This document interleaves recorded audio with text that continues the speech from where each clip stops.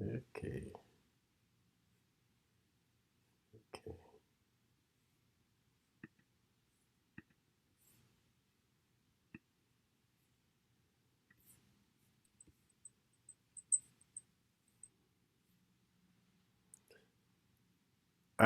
I am happy to see you, Professor Small. You look good. Yeah, I think you're muted, but it's okay. You're muted. Yes, sir. Yes. I'm happy to see all of you. Oh yeah, yeah. You're looking great. You're looking great. Good, great to see you. We got about 10, 12 minutes. Yes, sir. But I'm happy to see that you're on, and we're getting a good group of people coming together. Uh, Good. so we expect normally about 100 people. So you have a Okay. wonderful audience. I get to confuse a lot of people today then. Well, you give us some direction. Any information on African sacred science or knowledge and spirituality. What you have to deliver is so great and so wonderful. So we're just really happy that you're with us today. And thanks for the invitation. And Good thank you, to sir. see Thank you. So we'll come back in a few minutes.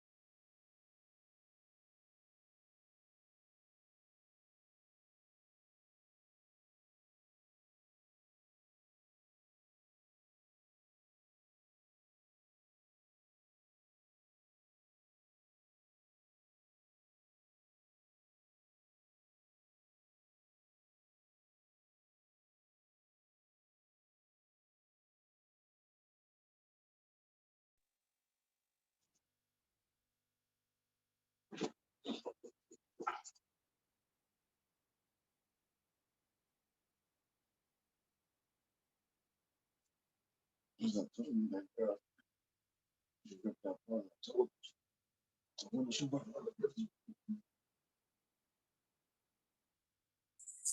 they should say hello. Oh, this is where Kane and them are moving to. Kane, Yanni's son, and his girlfriend. Yeah, they got a place. They're supposed to move in April 1st. I said this was where your Kawisi lives.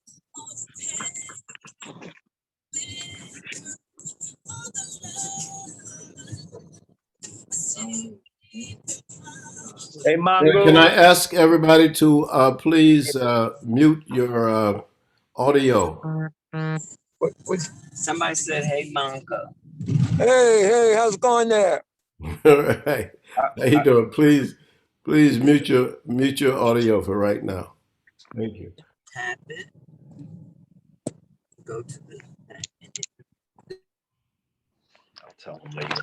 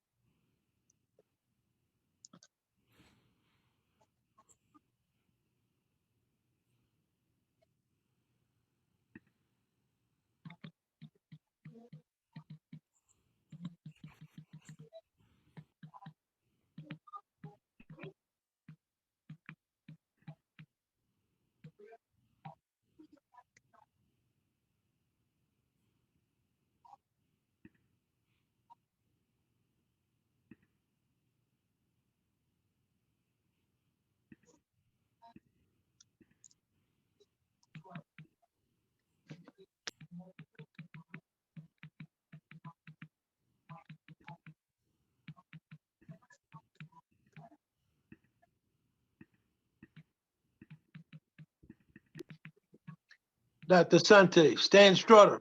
Stan Trotter, I'm so happy to see you. How you, sir? Thank you very much for getting me this stuff. I appreciate it very much, man. Well, very good to see you, and I'm very happy to have you here, Mr. Africa. Good, Good to good, see good. you, sir. That's right. Okay, thank you so much. So we're going to get started shortly. Okay. Yeah.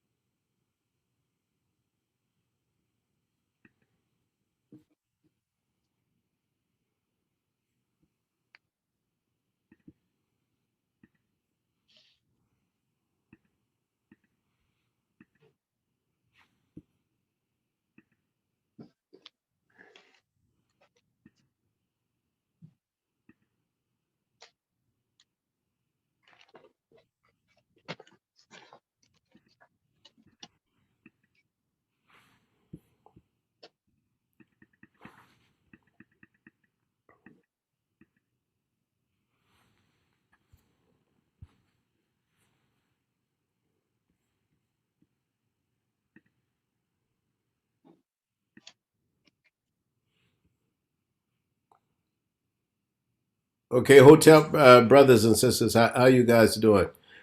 I'm very happy to see all of you, and I wish you would. Those of you who have your audio on, if you would just mute your audio, and we'll just have the speaker on.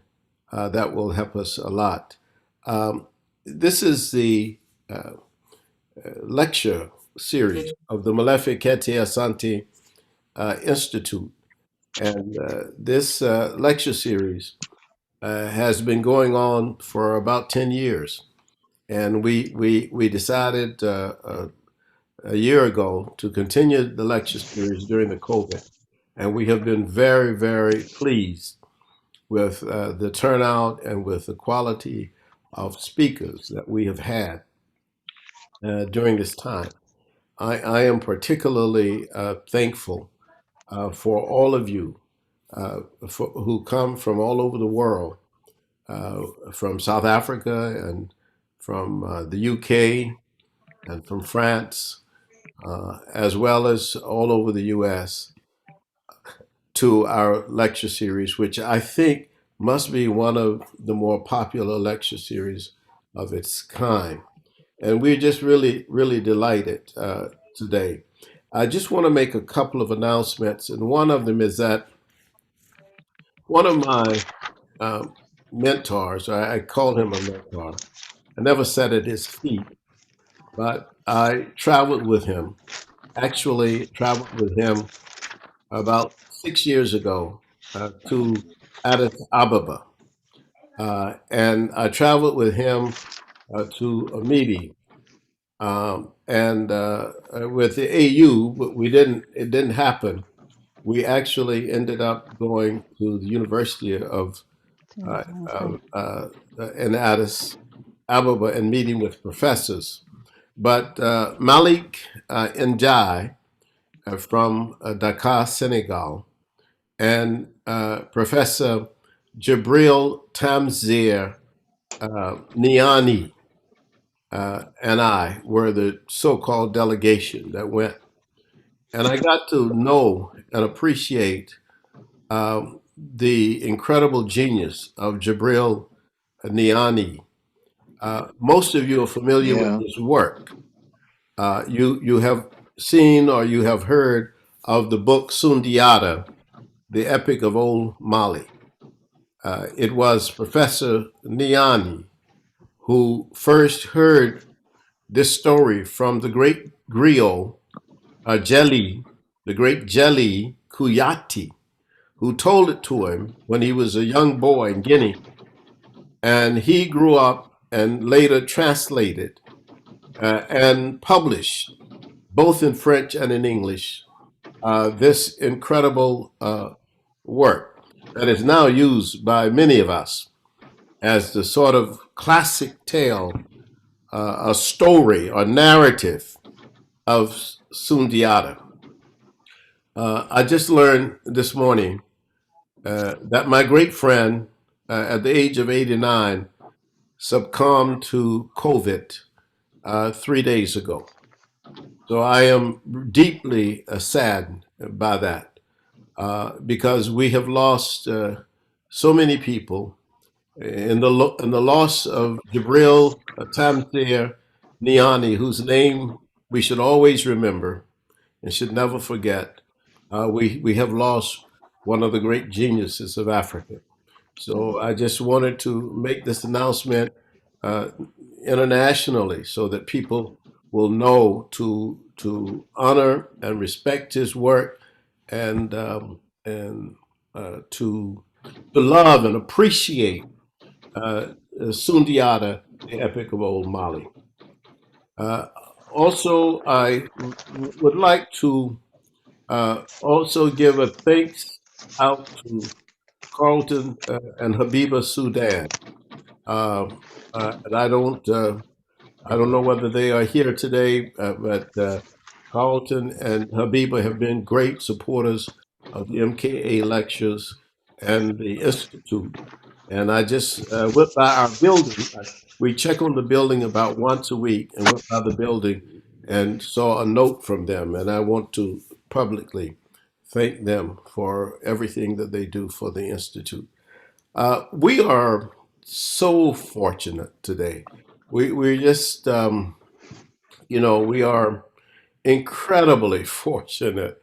I don't know how we could have been any more fortunate today for this lecture than to have Professor James Small, who is, he's one of my friends. And uh, I have some great friends, and he is really one of the greatest. He's a scholar activist, he's a dynamic speaker, he's an organizational consultant. Uh, and whoever is on audio, please mute your audio. Just take a look at it down to the left and mute your audio. All right, because we hear somebody rattling in the background, all right? But Dr. Small is the CEO of Sanaa Lodge Enterprise in Ghana. He's the president of the African American Management Company in Ghana, and he's the vice president of Organization of Afro American Unity. He's a priest of Oya, Babalorisha in the Ifa tradition. He's the past president of the Eastern Region of the Association for the Study of Classical African Civilization. This is a giant that we have here today. He's been an activist since his early teenage years, and his in depth knowledge, a thought provoking, and calm delivery have been influential elements uh, to help us break the programming of miseducation. That has been his task. That has been his job. That has been his ambition. It has been his aim throughout his life. He has he studied extensively with Dr. John Henry Clark, Dr. Joseph Ben Yuckanan, Dr. Leonard Jeffries, Dr. Ivan Van Sertima, Dr. Asa Hilliard, Dr. Wade Nobles, Dr. Amos Wilson, and Dr. Francis Cress Welsing. This is just to name a few of the people whose lives he has touched and who have touched his lives. For 11 years, Professor Small served as principal bodyguard to the late Ella Collins, the sister of Malcolm X, and who was then president of the Organization of Afro American Unity, and was the imam of Muslim mosque founded by Malcolm.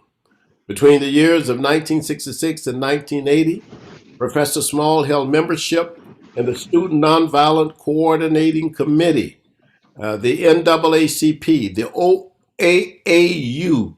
During this period, I want you to know this, that he had the opportunity to interact with such historical giants as Congressman Adam Clayton Powell, Kwame Ture, H. Rap Brown, Eldridge Cleaver, Zaid Shakur, Lumumba Shakur of the Black Panther Party, in which he served as a liaison between the BPP and the OAAU. Much of his expertise is found in African American history and culture, Malcolm X, African traditional religions, and the love for his people. I met him when he was serving for about 15 years at the City University of New York.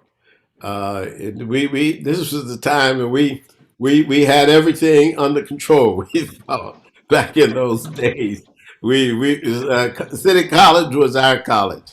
But he was 13 years at City College in the Black Studies Department, where he taught courses in Pan Africanism, Malcolm, and the comparative African religion, which included several African spiritual systems, entitled African Religion and Survival. And 2 years he worked at the New York City Technical College, teaching the course African Folklore and Religion, both in the diaspora and on the continent. Professor James Small has traveled extensively, lecturing at churches, conventions, seminars, workshops, colleges, and universities throughout the U.S., the Caribbean, Africa, and Europe. His informative, eye-opening, dynamic presentations have caused him to be recognized as one of the most distinguished activist scholars of our time. Professor Small is also currently conducting online courses on African spirituality, covering the Yoruba Ifa tradition, the Akan spiritual system, Voodoo, and ancient Egyptian sacred signs. He is also leading educational and cultural pilgrimages throughout Africa, Haiti, and the United States. This is a powerful brother. I just want to say to all of you who who have come to this program today that you are in for a wonderful, wonderful treat to be in the presence of this very dynamic scholar and intellectual. And at this time, I'm going to go ahead and open the floor to Professor James Small. Professor Small. Yes. Thank you, Dr. Asante. You're like a father to me. You know, we met each other so long ago, I forgot the date. Neither one of us had gray hair back in those days. We were young and strong. But it is an honor that this lecture series has asked me to be a part of it. Paying tribute today, of course, to my father, Shango. That is my consciousness, and my mother, Oya. But I'd also like to dedicate this lecture to a very special African spirit, and that is your brother, Mumea Abu Jamal, who's going through a very trying time with his health right now. And I hope our people speak up on his behalf from all across the world. Like most people in our struggle, this young man gave his life in his teen years to our freedom. And he's been incarcerated most of his life. So Mumia, this is for you. Wherever I go, I don't know where the Spirit's gonna take me, but wherever I go, it is for you. And I tell my people, silence is complicity. Speak up on that brother's behalf. So again, thank you, Dr. Asante, and everyone on the committee. I didn't have a clue what I was going to speak about at 1 a.m. last night. I was trying to figure, you know, after thousands of lectures on spirituality, and then you realize that it changes every day. So I went through tons of my notes to say, where am I going to go to make sense? Tell truth as I understand it. And some of the things may be surprising to some of you because, you know, I've not been on the same path as many who teach spirituality, because I think we miss reality, right? And so the first thing we need to consider in my discussion today is that we must talk about the stolen legacy, or at least think about stolen legacy. Because much of what we call Western science is the African spiritual system. Somehow, they have managed to maneuver our minds that we can't even see our own reflection in a mirror. So they've taken, I've said in the past, that Judaism, Christianity, and Islam are mere fragments from the periphery of the African sacred science system. But by blocking us from looking at our system, we think the fragments are the world. And then we dismiss them so far out of hand, we don't realize we are dismissing aspects of our own ancestral genius that has been plagiarized by someone else. So I'm gonna try to, I'm very much in the oral tradition. You know, I do a lot of slides, but not today. I just wanna read and talk because I have a lot of information. And a word that I don't use very much, but in thinking last night and reading last night, the word epistemology, which you hear a lot in the graduate level lingua franca in our community, but I don't think they understand how important that particular word is and its meaning is to our self-view. And so I do a lot of definitions. If you ever watch my lectures, I try to define everything, including the letters.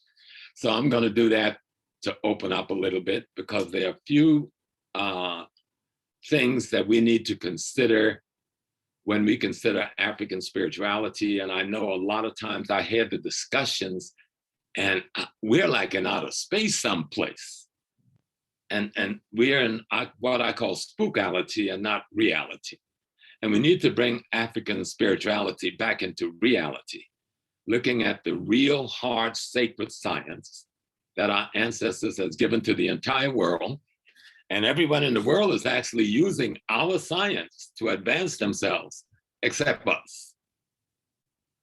And so when we think of this epistemology, it's the study of knowledge acquisition. Just that first sentence is important, the study of knowledge acquisition. It involves an awareness of certain aspects of reality, and it seeks to discover what is known and how it is known. Considered as a branch of philosophy, epistemology addresses cognitive science, cultural studies, and the history of science. Moreover, epistemology explains why our minds relate to reality and how these relationships are either valid or invalid. It is needed in order to distinguish between the truth and falsehood as we obtain knowledge from the world around us. So when we think of African spirituality, let's think of what the Ewe definition of God the divine is. The Ewe people of Togo and Ghana refers to the divine as Sogbelista. It means the totality of creation is the divine, including us as an aspect of that totality. When we understand that, then we'll understand why astronomy has been so important to the development of what we call our spiritual or sacred science system from the beginning of African history. So we refer to astronomy, and we refer to ecology, the environment we live in, because this should not be a mystery. Let me just greet my grandbabies. Okay. Okay, come on. Okay. I don't get to see them so often, so they're my heart. You gotta listen to go to. And this is my big baby. They're mommy. Okay. Okay. But family is the foundation of civilization. And we're going to get into that in this discussion. And so astronomy is the study of the universe, the celestial objects that makes up the universe, and the process that governs the life cycle of those objects. Astronomy is largely an observational science, and astronomy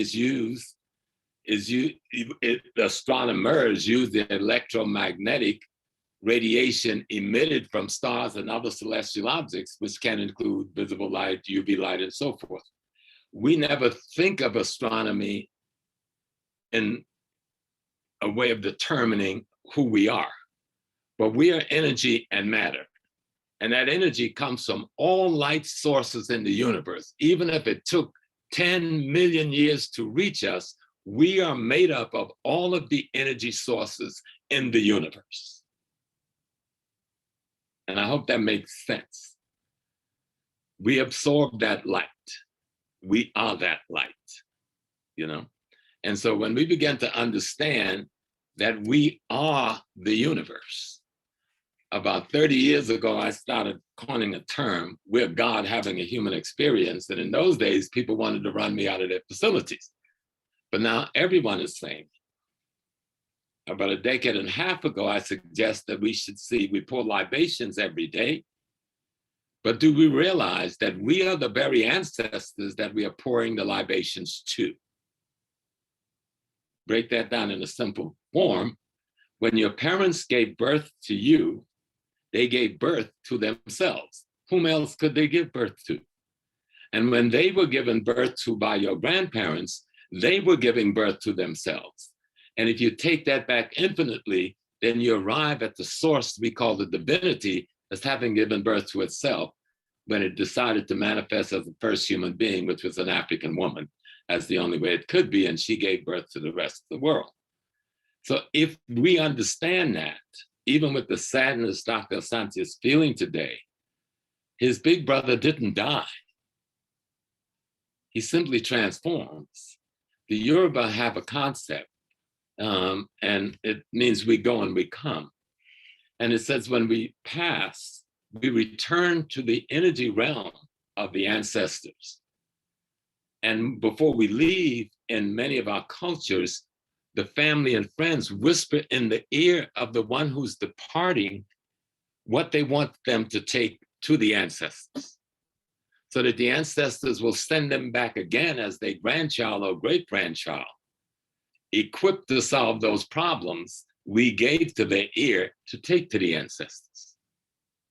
And in our tradition, and all African traditions have what we call reincarnation, but we only reincarnate as humans in the very same ebi, or family, we originally manifest on earth as. That is a part of our theological understanding across Africa.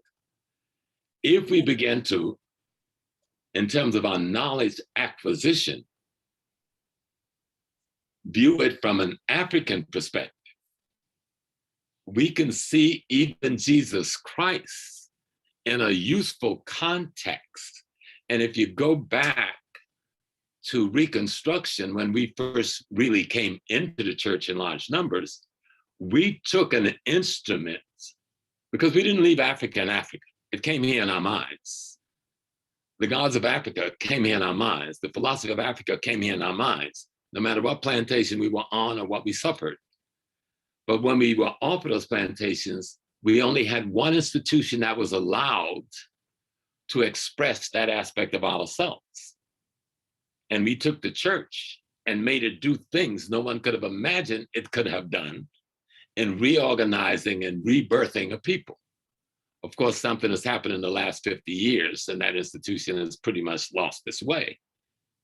But if we knew what the way was, maybe we can restore the instrument and still use it wisely.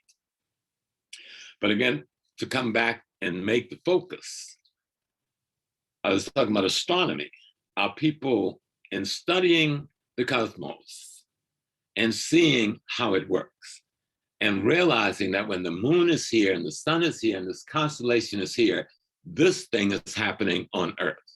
When this constellation is here and the star is here and this moon is here, this thing happens in the human body. And after observation and seeing the repetitiveness of it, they were able to chart it into a sacred science and refer to it in season and timeline. And then build their social ecology to reflect it. You understand? And so one of the tools they created through that study of astronomy was the tool of astrology. Everybody in the society didn't have time to observe the moon and the stars. That was left to a class of scientists. We call them, unfortunately, priests, but they did not call them priests. They were scientists. But somebody had to plant the food, somebody had to fish, somebody had to build the houses, somebody had to do all of the other things that make a society work. And then somebody had to teach them the greater whole. And that's where the priests and the priestesses and the scientists came in.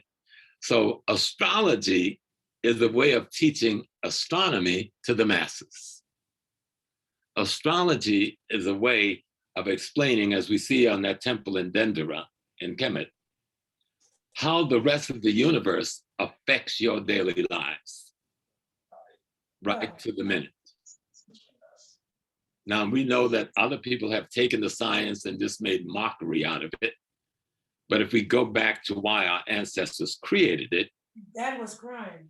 You know, astrology becomes the way you teach astronomy to the masses. And so it is a science we need to return to and get an understanding of. And you know, Can you hear this, please? can you hear me? Okay.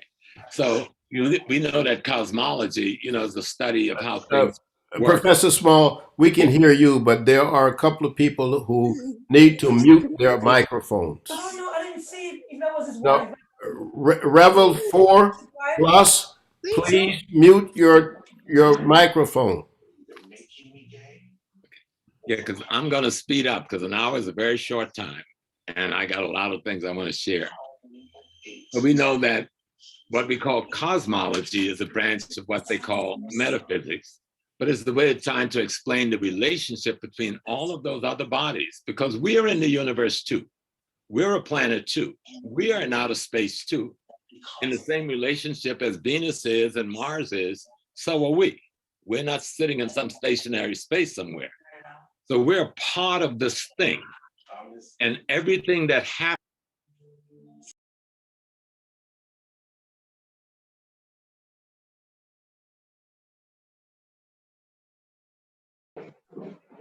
Can't hear.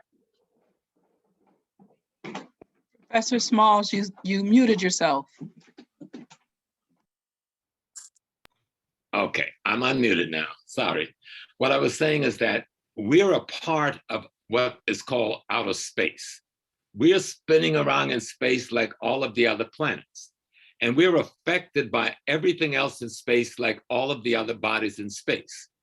For as much as we can see, understand, observe through all of the technologies. But our ancestors knew that. And that's why we saw our divinity. We saw our sacred science as a whole that can be looked at in parts. Europeans see it as parts, and he's trying to figure out how to make it a whole. And that's why he's got a big problem, because he'll never be able to do that. And so we think of the next thing that we have to master, and that is this ecology, where we live. And I did a little definition of ecology too. Well, I looked it up, because you get the simple definition and go to the complex ones. So all organisms, no matter their size, their species, or where they live, need to interact with other organisms in their neighborhood and with their environment in order to survive. Ecology is the scientific study of the interaction between organisms and their environment. And we must be clear of our composition. We are matter and we are energy. Now I'm doing this to show you that what we've allowed the West to say is their science is nothing more than what George James told us, our stolen legacy. And that aspect of our stolen legacy that he's calling a science is a part of our sacred science and spiritual system. But he's put us in such a position that we have psychospiritually rejected that as being a part of us. And then we're holding on to fragments of rituals and ceremonies from an ecology and an environment in a time that is not going to help us here in the United States of America or in Brazil, because we are out of step and out of time. But I'll explain that a little bit later. So we know we are energy. And in physics, the capacity for doing work, it makes exist in potential, and we deal with kinetic and thermal energy, but we know that energy can't be destroyed. We are also matter. We know that matter can't be destroyed. We know that our people mastered anatomy. We know they mastered botany. We know they mastered herbal medicine. And we knew they understood the human body, and that there were 92 elements that occur naturally in the earth. And all of these elements occur in the human body, but only 11 of them occur in a substantial way, with the largest being oxygen and hydrogen. And that's why we mostly water. But our ancestors understood the relationship between the iron in me and the iron in the earth. It understood the relationship between the oxygen in me and the oxygen in the rest of space and time. It understood the relationship between the energy in me and the energy in you. And so when we construct these spiritual systems, or these systems that we call culture, we took into account that we had a communication with everything in the universe, including one another. That we not only had a communication with the organism, but we had a communication with the aspects of the organism. I hope that makes sense. And so you should study the composition of the human body. It will inform you. 65% of our body is oxygen, 18% is carbon, 9% is hydrogen, 3% is nitrogen, 1% is calcium, 1% is phosphorus, and everything else is below 1%. But it represents all of the elements known that make us up, to let us know that we are the universe that we are talking about. We are the ecology that we're talking about. When you get hungry, you do not kill another human being to replenish your dead cells. You can eat anything else in nature and replenish yourself. So are you then not related to all things in nature?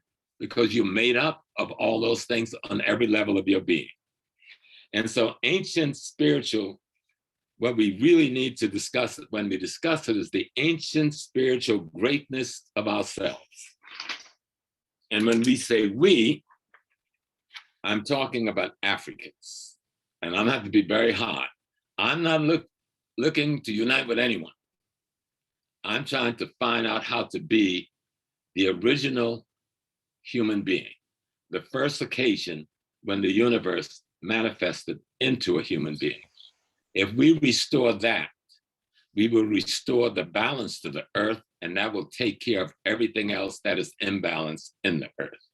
And so when we talk about the African, we mean the original human on the planet Earth, the parent people. African, the first and only human creation to evolve from what we call God the divine, or being having a human experience. Africans, properly said, is God having a human experience. All other human groups are but mutations of the African gene pool. Dr. John Henry Clark said to us concerning history, which is a very important part of your spirituality. History, he said, is a clock that people use to tell their time of day. It is the compass that they use to find themselves on the map of human geography. It tells them where they are and what they are. That statement of Dr. Clark is very important because history is one of the most important things we can do and teach our children in our community to do, and that is to learn the history of our ancestry. If a race has no history, it has no worthwhile tradition, it becomes a negligible factor in the thought of the world, and it stands in danger of being exterminated. Dr. Carter G. Woodson. When you control a man's thinking, you do not have to worry about his action. He will find his proper place and will stay in it. You do not need to send him to the back door. He will go without being told. In fact, if there is no back door, he will protest until one is made for his use. His education demands it. Dr. Carter G. Woodson. Dr. Wade Noble says, I have been taught that people without accurate and appropriate knowledge of the history suffers from a shattered consciousness and a fractured identity. A true study of history allows one to tie bits and pieces of their scattered historical information together. This would allow us to develop foresight, create goals for our future, insight, know your present condition, and hindsight, learn from your past. Even our dear little sister who I met when she was a teenager, when I was allowing, then I was a Muslim imam, and I was allowing the Yoruba temple to practice in my mosque on Sundays because they had been thrown out of their temple. And that young lady who was 15 years old at the time was Inyala Banzan, who was in the Yoruba temple. And she says, to truly know yourself means to become fully aware of both your divine and human nature, and to utilize the knowledge as a basis of choice in all aspects of life. The cells in your body react to everything that your mind says. Negativity brings down your immune system. And that's in a piece that she wrote on spiritual science. It is far more useful to be aware of a single shortcoming in ourselves than it is to be aware of 1,000 in somebody else. And that's my old friend, His Holiness, the Dalai Lama, who I did a very strong African religious program with in Trinidad some 25 years ago. And he's quite a real advanced consciousness. And after he toured all of the churches and shrines in Trinidad, he came forward and said the one that reminded him most of Tibet was the African shrines of Yoruba. We must develop the perspective, proposals, skills the knowledge to function in ways that enhance our survival and development. That was our brother, Dr. Asa Hilliard. All of these minds, all of these forces of energy in their matter encasement that has come among us, that we've called our leaders and our scholars and our parents, were all a part of the same thing that we call God. African Americans suffered from 250 years of slavery in the United States of America, 90 years of Jim Crow, 60 years of separate but equal, 35 years of state-sanctioned redlining, and through all of those years, endured centuries of rape, murder, social, cultural, political, and economic genocide. In short, our enemy have succeeded in taking away what Dr. Asa Hilliard told me, our human beingness. And Dr. Hilliard said, what we have to restore with our spiritual development is our human beingness. The transatlantic slave trade and chattel slavery shattered our solid mental health. Jim Crow, Black codes, and racism stifled and blocked our mental health and well-being recovery. As a result of cultural genocide, spiritual genocide, intellectual genocide, economic destruction, we have become nothing more than social and cultural holograms made from fragments of white European social process and culture itself, is nothing more than poor imitation of fragments from the periphery of the African spiritual system. Of course, that was me 30 years ago. They destroyed the material and spiritual world in which Africans created and recreated themselves. What our study of our spiritual systems should allow us to do is to begin to come up with a way to create and recreate ourselves again on the model of our ancestors at the point of their perfections when they were building civilizations that was represented by Ma'at, truth, justice, righteousness, harmony, balance, and reciprocity. And yes, we did.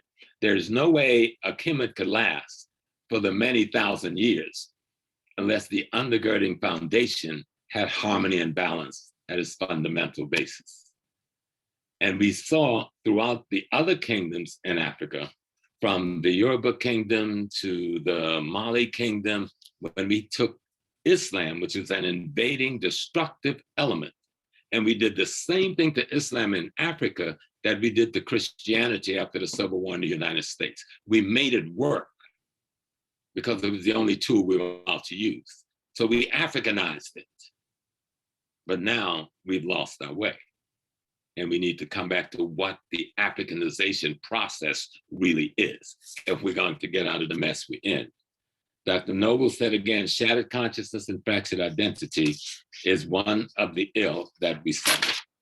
And for those who are Christians who read that document called the Bible, which is really a lot of fragments from different African philosophical systems in Northeast Africa, if you read it well and you study Africa well, you will see a lot of yourself there ideologically, theologically, and philosophically. And we have to learn not to confuse the instrument that the white man has stolen with the instrument that was stolen. But he counts on us doing that. That's been part of his success.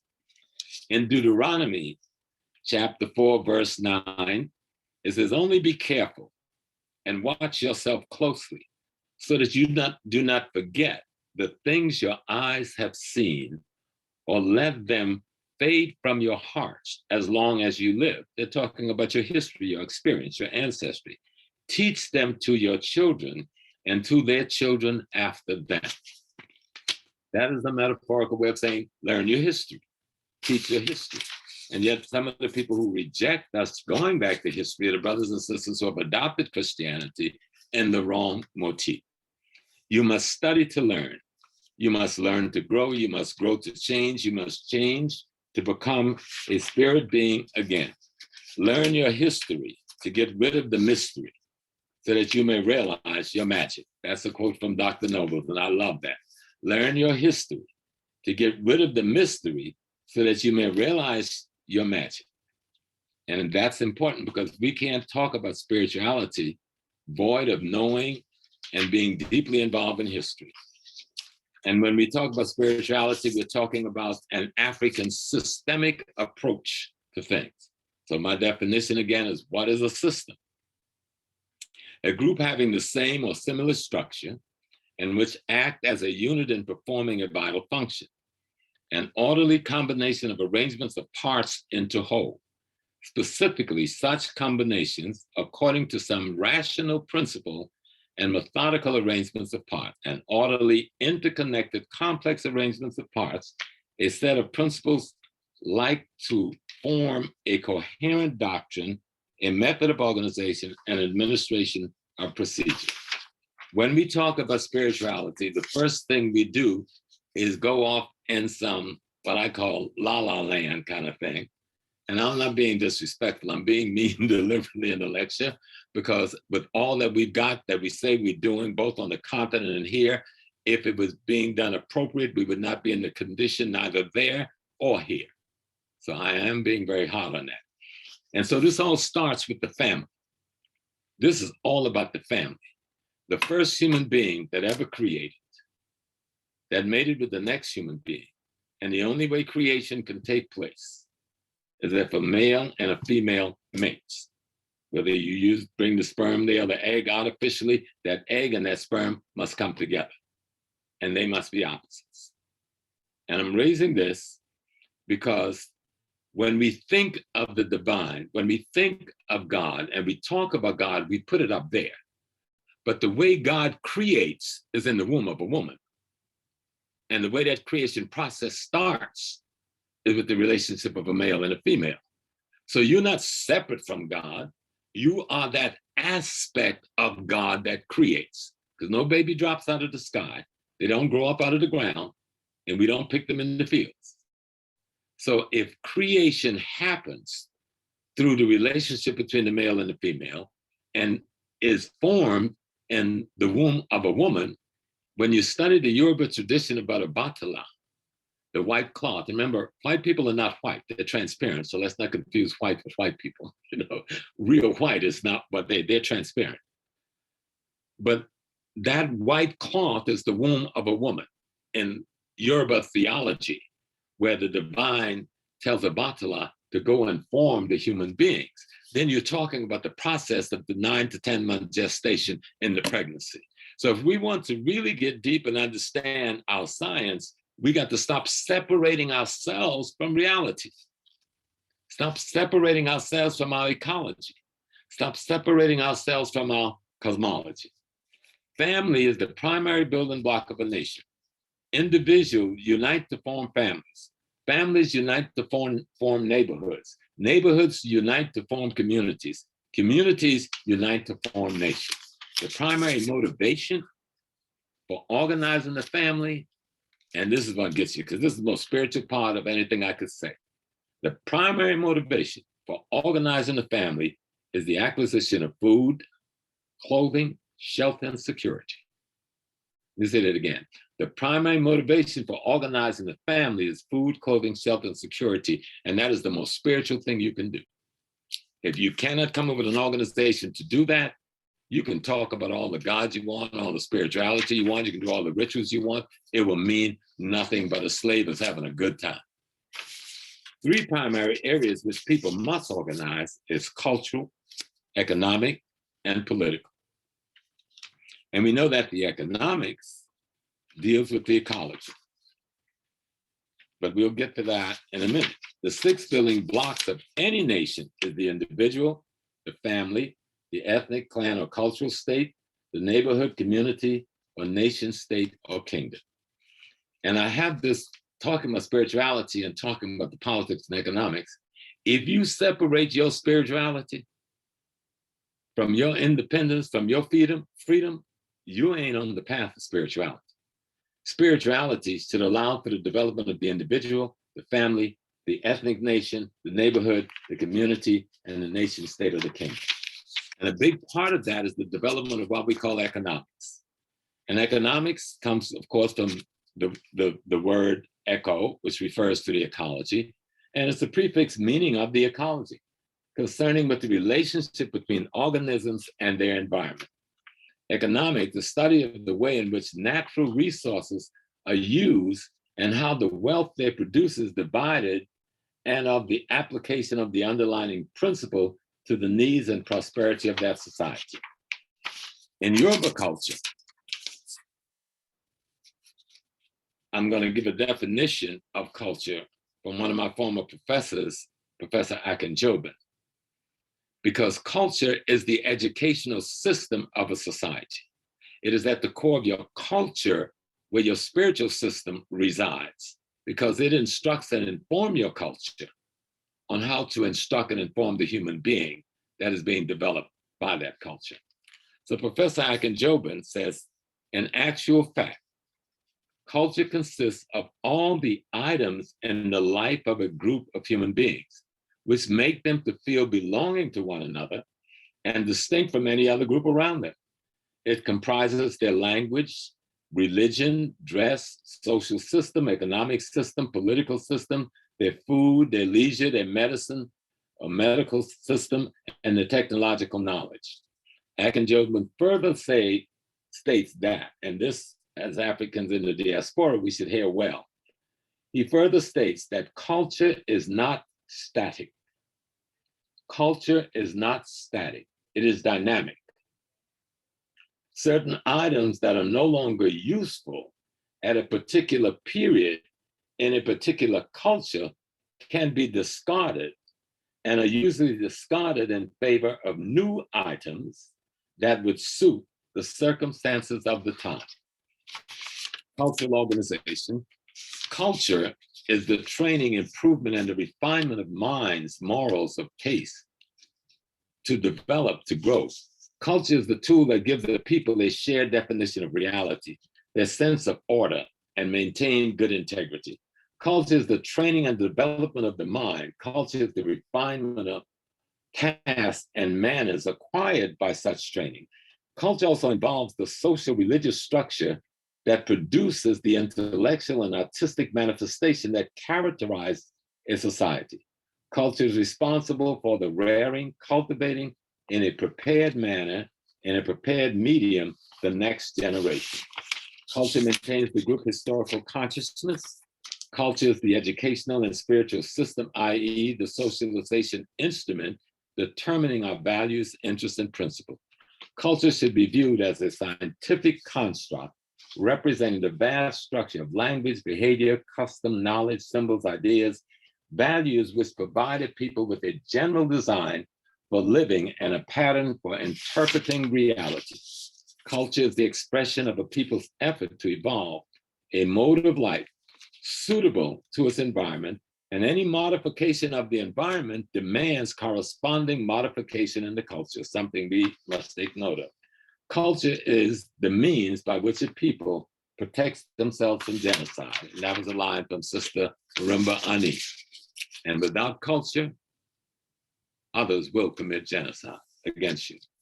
Now, religion must be mentioned also, because religion is a tool of spirituality. It is not something opposed to spirituality. It is a tool of spirituality. Now, religion comes from the Greek, to go back or do over, legio, to bind, the REs, to go back or do over, and legio is to bind. Religion means to bind back. A religious system should bind a people or a person back to the wisdom, worldview, or culture of their ancestors, and should bring about a belief binding the spiritual nature of a person or group to a supernatural or divine being, as involving a feeling of dependency and responsibility, together with the feeling and practice which naturally flow from such a belief. Religion includes worship or a reverence of the human spirit for the divine, seeking outward expression. And then there's that word we use a lot. People talk about the conscious community, most of which is unconscious people in a community called the conscious community. But consciousness is to be immediately aware of, while mentally recognizing to some degree and extent, one's own inner feeling and thought, or the objective reference. Consciousness, to be mentally alert, well aware of some object or impression of truth. Consciousness, the power of self-knowledge, internal perception. Consciousness is a product of direct and convincing knowledge, whether of internal or external objects. Now, African spirituality, which is how we're going to close this little discussion, is your reality. African spirituality is your reality. Spirituality is reality. It is being conscious of the moment you are living in, being guided by the wisdom of our collective ancestors and the divine laws of nature. Spirituality is a systematic understanding of our relationship to the Creator and creation, deriving from our ancestors' observation, examinations, contemplating, and the study of the universe, the immediate environment, and ecology. Spirituality occurs when one is conscious of the immediate reality and is actively involved in it. Spirituality is the resulting condition, habits, practice, principles, concepts, ideas, and rituals that inform the culture that instructs the society's African bill. This body of knowledge is derived from being instructed and informed by your ancestors and the divine laws of nature as they have it interpreted. It is, of course, the divine, the creator, and the creation itself that are our original and our primary ancestor. Thus, we are always aware of the fact that we are being having the human experience. Now that may sound simple, but that's really the crux of it right there. We are the universe. Spirituality in its fullness is being conscious of and actively involved in our second by second, minute by minute, hour by hour, day by day, week by week, month by month, and year by year reality. Spirituality is being communal, being collective, and being cooperative. What we call the divine expresses itself in this world through the 7 kingdoms: the mineral kingdom, the vegetable kingdom, the animal kingdom, the human kingdom, the insect kingdom, the fowl bird kingdom, and the marine kingdom.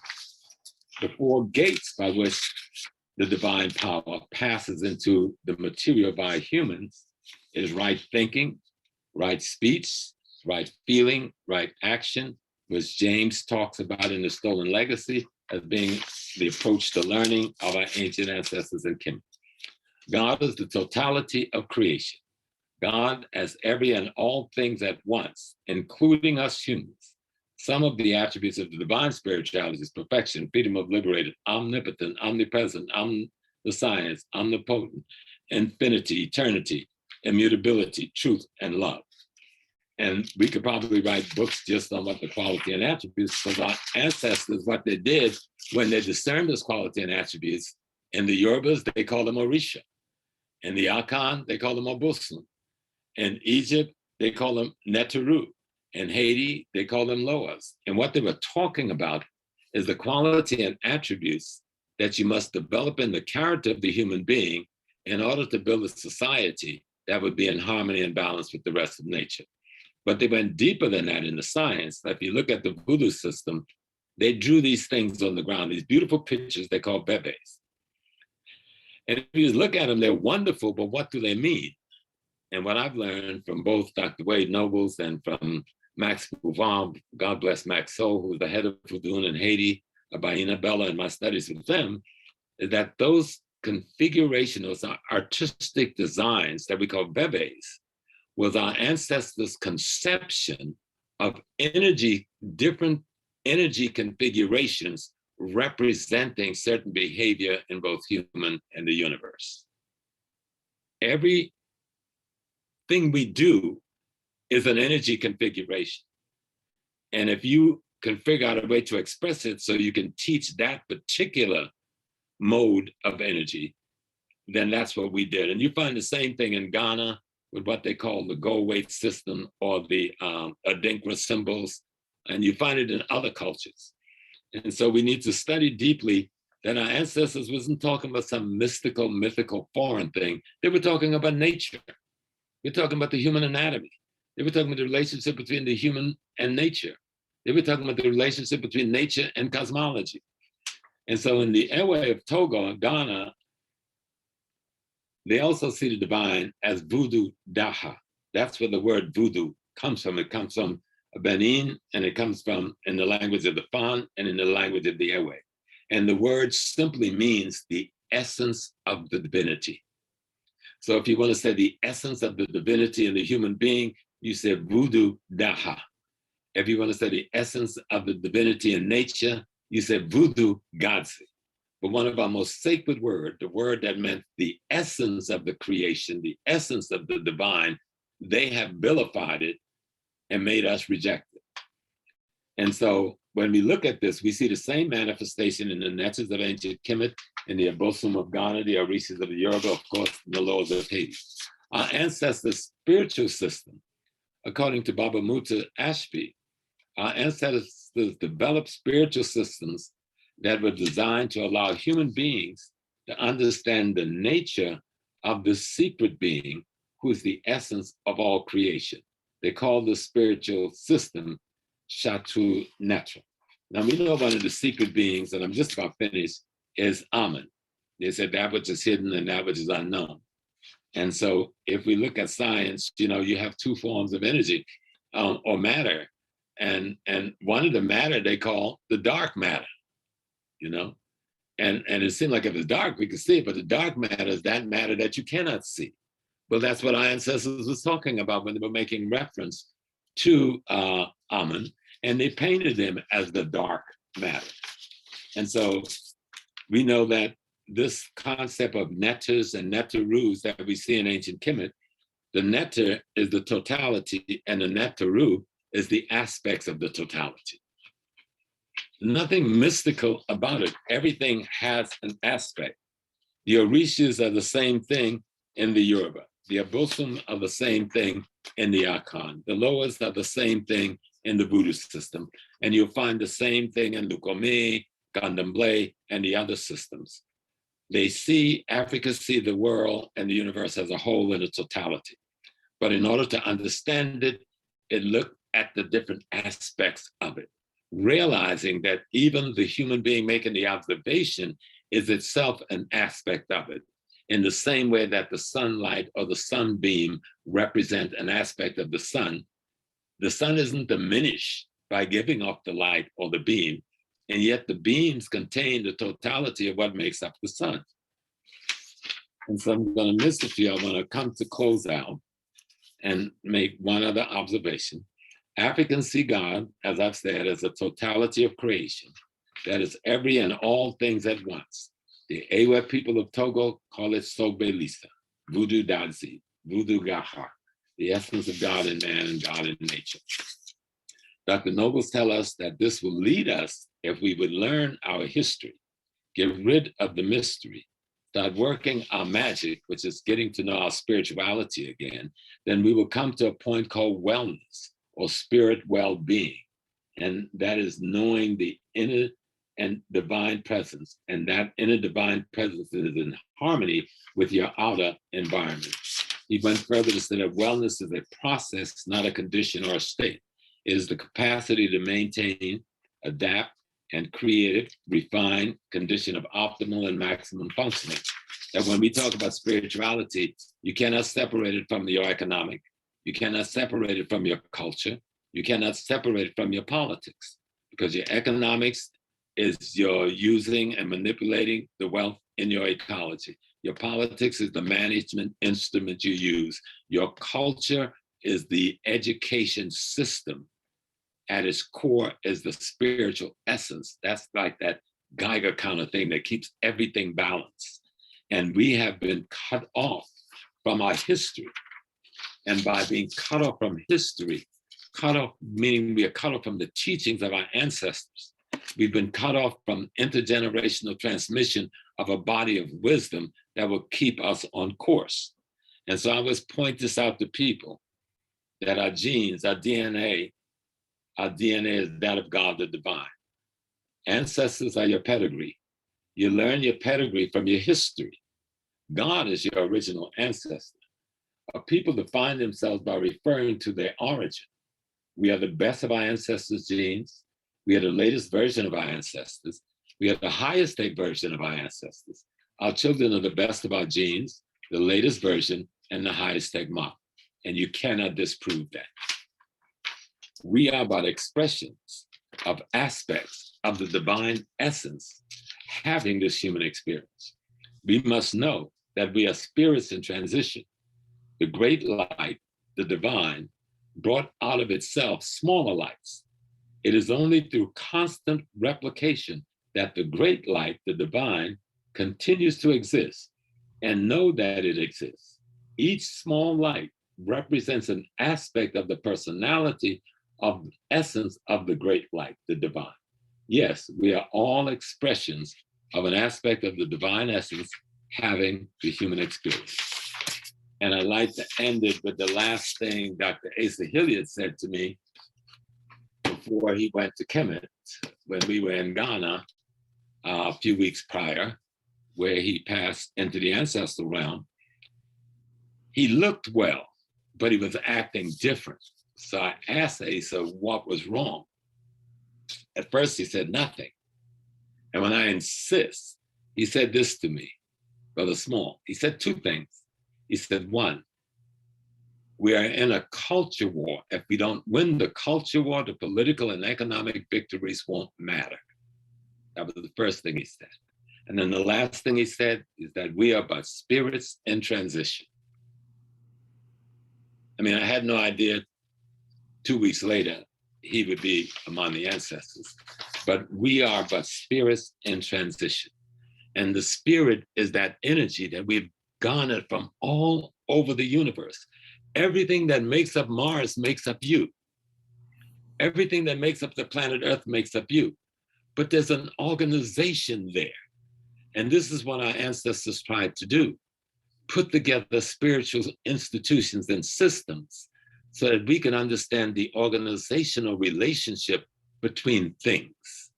That you don't just dance to feel good, but every dance movement had something it contributed to the human anatomy. You didn't just sing to make noise. Every vibration affected something in your ecology. And there's this one little metaphorical story that somebody told me years ago in my conclusion. It was a sister who could not conceive children. So she and the husband were frustrated over many years. So they heard about this herbalist doctor in another kingdom. And so he took the money he could raise and he took his wife there. And the priest says, okay, you go. He didn't want to leave his wife, but he was hoping that they could produce children. So he went back home to his kingdom. And about 6 months later, the priest sent for him to come and get his wife. So he came, but he didn't see anything different. So he wanted to find out what was the change. And the priest said she was out of rhythm with her own vibration. And so I had to bring in special drummers and special dancers so that they could drum a vibration that would appeal to her rhythmic vibration to bring it back in sync. So the external drumming awoken the internal vibration, so her body began to sync again, to syncretize, and that the rhythm of every organ in our body beats a different rhythm, you know?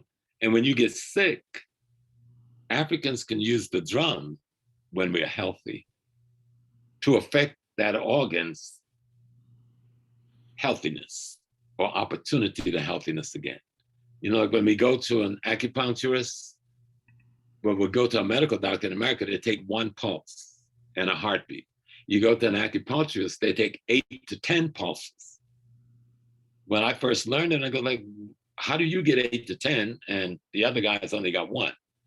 Because every organ in your body has a different pulsation, a different vibration, a different rhythm. And every rhythmic center in you has a correlation with some sort of rhythmic center in nature and in the cosmology. Our ancestors found a way to syncretize an understanding of that and put it into the practices that we are trying to imitate now with rituals we don't understand that we're calling traditional African religion. But if we were to study our history and study our sacred science and go to the continent and where we can find these behaviors both in the Caribbean southern part of the United States, Central and South America, and do serious studies, I think we can really reconstruct our system, because freedom isn't going to be won at the barrel of a gun. When I was young, I thought it would, and I carried a gun and I fired it too. But freedom will not be won at the barrel of a gun, because what we need to free is our mind and our spirits. And so we are the divine universe, the totality of creation, having this human experience. Until we learn to understand that again, no amount of money, no amount of gun, no amount of property ownership or degrees is going to give you any kind of freedom. So peace and blessings on that one. I hope it wasn't a harsh. No, brother. Thank you so much. I think we should all give him an applause in our own way. This was a phenomenal expression of Shango's power. He came to us with thunder, and yet he delivered it so calmly and so profoundly that we are giving honor today to the child of Shango. We appreciate you, Professor Small, for this brilliant and powerful and extremely breathtaking presentation that our audience has been looking forward to for a long time. We have had over 90 people to come to this session. And as I said earlier, as always, we have people coming from all over the world to our session. So we are very, very, very pleased with this. So we have we have a few minutes for questions. And I think I see Dr. Farouk. Dr. Farouk, you have a question? Yes, Yes, sir. I do. Yeah, yeah, Professor Smalls, Yes, have sir. you had a chance to study or look at the people of Namibia and Botswana, their spiritual system, the Herero people, the Mhm. Balala people, the concept of Nom or Nam? Have you had a chance to study their system of spirituality? I've looked at it, but not in the depth I've looked at the West African system. But the one thing that I see that is in common with everybody is the syncretization with their ecology. See, the Right. syncretization with their ecology, their environment, and the cosmology as their ancestors understand and interpret it. So that when we think of, when I was talking earlier about the human body and having these different elements, well, you have to know this to be a herbalist and heal this anatomy. So that That's right. relationship, like Carnegie, what's that brother, George Washington Carver, and I met other people who do it because I grew up on a farm in the South on a plantation who can talk to plants. My daughter talks to her plants. She's teaching her daughter to talk to plants. I lived on a farm. People spoke to plants. They even named them. And certain one they didn't eat, they saved them. They had this kind of this relationship with nature. So like in Namibia, where a lot of desert was involved and very little river valleys, you have to have different symbols and you have to find different instruments to do the same thing the guy in the rainforest is going to do, where he has a different kind of vegetation that will solve a medical problem. That vegetation may not be in Namibia in that form, but they may find some other vegetation or some other mineral in that soil that could solve that same problem of high blood pressure or whatever else. So it was the syncretization with the ecology we lived in, with an understanding of the cosmology that we all were residing in, and the human relationship to that, so it can be in harmony and balance.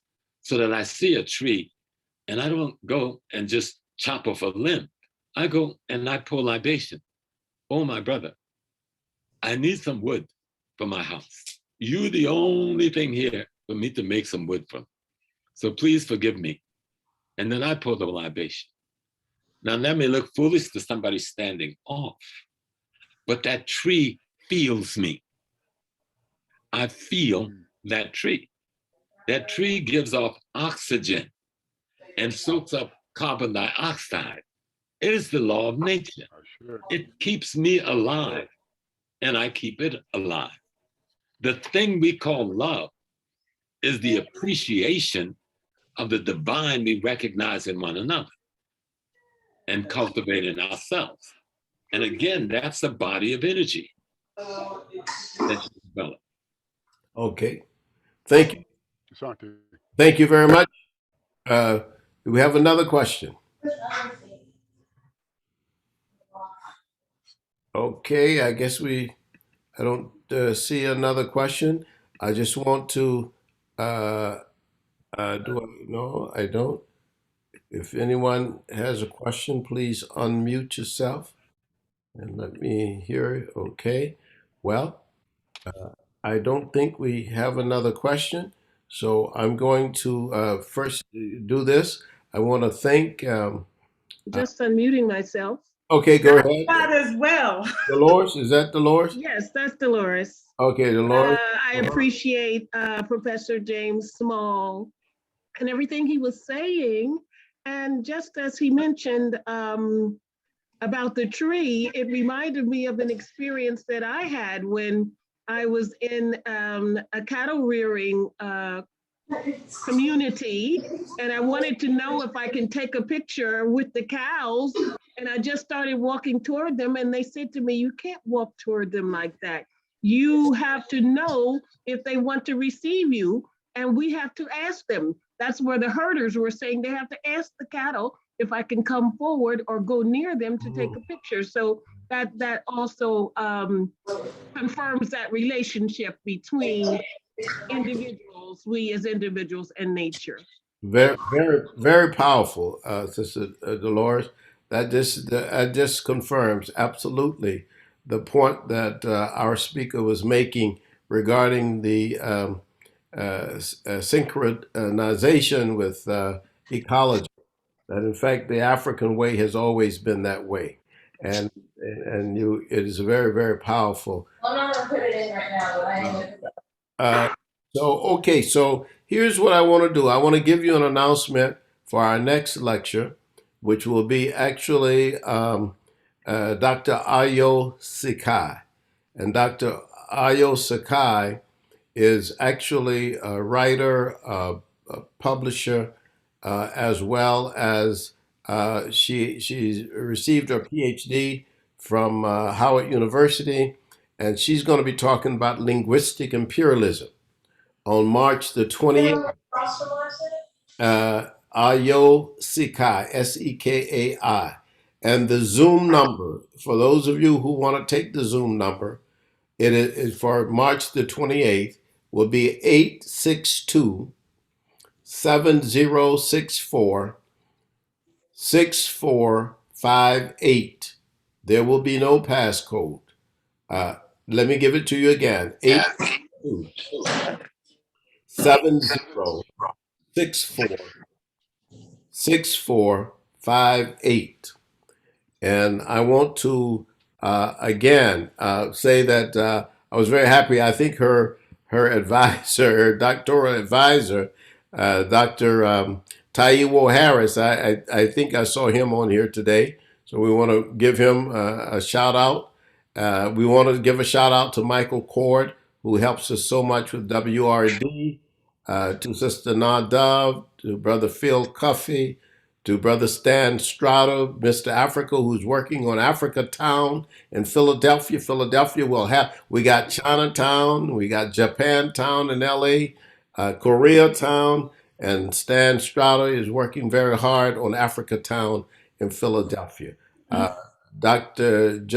Sister Joyce King, Sister Joyce King, and Brother Dickerson and his family, and Brother Sudan and his family, all kinds of great people here, and all the people again who the UK and from Paris and around the world. We had over 90 people today, and we're very, very grateful and very thankful. Dr. James Small, we really appreciate you. Professor Small is a brilliant man and a great leader, and we appreciate the work that he's doing. and we will invite him back many times to come. Thank all of you. Dr. Asante. Oh yeah, Dr. Asante? Dr. Aaron Smith. This is our great rapping professor from. I just wanted to ask Go right ahead, sir. if there will be an opportunity for us to show our appreciation in a tangible way. I was looking up some of the information from the professor, and it looked like on Cash App it was $ Dr. James Small. Yes, sir. And if there's a way we can, just collectively, for those that are interested, support. And I see on PayPal it's csmall1926@aol.com. But Dr. James Small, I think it's important that after all these years of all this, free education, I don't know what the price should be, for over 30 years of classes, but I've been following the elder for so long, and I've been saying for a long time, it's really incumbent upon us as a conscious community to be conscious about the information we receive today and how important it is to make sure that our spirituality and our consciousness translate in a tangible way. So I, for one, will definitely be, showing my support, and I continue to encourage people to show support for the Institute as well. But it's $ Dr. James Small, and just much love and respect. And I want to make sure that we change our tradition of how we treat the elders who have sacrificed so much and given so much to this community for so many years. And we want to turn the corner here at the Institute and make sure that they can really feel and receive that love and appreciation. And I thank you all, and always thank you, Dr. Asante, for everything. And I just want to say to the rest of you, this young brother has been really powerful and influential in our institute, and he has taken great leadership, and we respect him so much, the rapping professor, and so we look forward certainly to us supporting and helping our elders and our speakers particularly. Thank you, Professor James Small. Dr. Asante, let me steal one more moment. Yes, sir. There's some books everybody should get. Okay. And one is The Island of Meme by Dr. Wade Nobles. Yes, yes. The Island of Meme. Yes. And another, which is on the Yoruba language, because language, remember, the language is the vehicle that carries the spiritual system. Yes. We don't think of it in that way. It's called Words and Meaning in Yoruba Religion, and it's by Modupe Oduyoye, and it's the linguistic connection between Yoruba and ancient Kemetic and Semitic language systems. Yes. You can see the cover there. Thank you. Thank you very much for that. Just one more. Yes. This is Yoruba History and Culture by Professor Akinjobin, Yoruba History and Culture. And he really, this is his last book, his shortest book, because he's written some big books, but he really touches on the key elements of our sacred system. And that key element is knowing that we are the divine having a human experience, knowing that we are the ancestors constantly returning, knowing that death do not exist in our system. It's a constant evolution and transmigration. And so if we begin to understand that our theology may look like theirs, but there's some fundamental difference between our theology and theirs, and ours can be supported by all of the sciences that any community have ever expressed. What he calls science is simply an aspect of our spiritual system, and we need to take it back. And his Stolen Legacy by James will show you how to do that. Thank you. Profound. Thank you so much, Professor. Whenever I hear these speakers, I always want to give a lecture, but I have to control myself. So I'm trying to control myself today, but somebody else got a lecture. Sister Gina, go ahead. Yes, I wanted to say that thank you, everyone. Thank you, Professor Smalls. I've been really troubled about some things that have happened, like particularly in our city. We have a crisis with gun violence. And your last quote rang so powerful that it makes me think it should be posted for like a commercial, that freedom is not at the barrel, for the one at the end of the barrel of the gun, and freedom is we have to free our minds and spirits. Our youth need to hear that. We have a crisis. And as an educator, I was trying to remember your quote. If you could say it again, that would be great. Oh, no. mean, because me and Molefi, we're not like a lot of scholars. We kind of come from the movement. You know, a lot of people don't realize that. We came from the hardcore movement. You know, I didn't just know of Eldridge Cleaver or Bobby. So those people, I knew those people. That's right. You know, I knew Asada. You know, I knew we were in the war. Yeah. But given our situation and given the reality, that's not how we're going to win this war. We need, like Malcolm says, to be able to have a self-defense posture. But if we don't restore the African mind, if we don't restore African history and consciousness, if we don't reconstruct the African spiritual system, you give us everything you want to give us, and we'll still be spending $1.3 trillion a year and have every little ethnic group in the world running the economy of our community while our people are unemployed. With that much money, no one should be unemployed in our community, but there's something wrong with this, and there's something wrong with this. And until we get this and this straight, the intellect, the history, the philosophical system, the worldview, the spiritual system back in sync, you can give us everything in the world, and we'll still have the poverty and the violence of Chicago to Philly, from New York to Miami. Thank you. And this is the message, and that's a powerful message. And I want to say a couple of other things just about the techniques here. Dr. Joyce King and Dr. Chike Akua, they're all here. They come out to our lectures. We're very happy about that. Dr. Valerie Harrison, and just so many great people who come. And I want to tell you, Professor Small, that there are people, even now, I am still admitting people to this lecture when they heard you were going to be on here. So, but it's too late. It's finished, and they'll have to wait the next time to hear you. But we still admitted people up until right about a minute ago. So thank you very much, everybody, and we'll see you on the 28th of March. Thank you. Hotep, peace. Thank you. Peace. Thank you very much. Bye-bye.